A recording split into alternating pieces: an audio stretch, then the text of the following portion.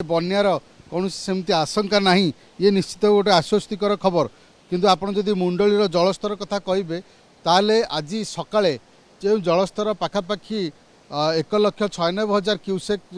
पास करूला मुंडली ताहा बर्तमान बढ़ी बढ़ी 3,99,000 क्यूसेक जल बर्तमान मुंडली रे पास करुच्ची निष्कासित होउची एवं जहाँ रही अपस्ट्रीम रे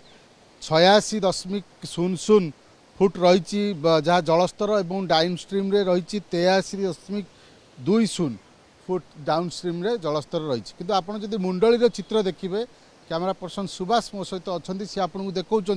ये हूँ मुंडली ब्यारेज चित्र। मुंडली ब्यारेज रे जो भाव में बन्या पानी आसूची आपड़ यू अनुमान करें कि भाव में महानदीर जो रही हीराकुदर जो 20टी गेट खोलला पर जो पानी गुड़िक आसिक मुंडली में पहुँचुती तार चित्र एवं ये देखु ब्यारेज पाखर चित्र देखु दल गुड़िक कि भाव में संपूर्ण भाव में आसी यही जगार ही लगी केते पाखापाखि दल लगी पानीर फ्लो अधिका रही पानी रे करेन्ट रही सहित आप देखिए ताल जहाँ सरपंच कहते भाव में कौन बन्यार आशंका ना ये निश्चित भाव में आश्वस्तिकर खबर एवं जदि जहाँ कहुला जे आज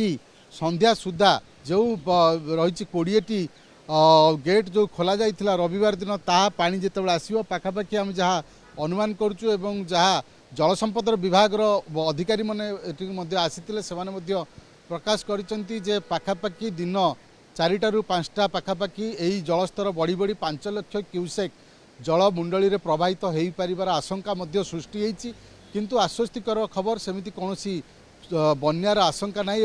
नदीकूलिया जो मैंने विशेषकर लोक अच्छा कटक जिला कथा जदि कहवा ताले आठगड़ कहतु बांकी कटक सदर एवं बड़म्बा नरसिंहपुर अंचल जो अंचल नदीकूलिया लोक अच्छा नदीर बन्यार विशेष भाव में प्रभावित होंतु से गोटे आश्वस्तिकर खबर किंतु मुंडलीर चित्र जहाँ आप देखुले से मुंडली कंट्रोल रूम करा 24 घंटिया कंट्रोल रूम करा प्रति घंटे मुंडली रे केते जलस्तर रोची ताहाकु मपा जाउची मुंडली सहित जदि आप देखिए ताले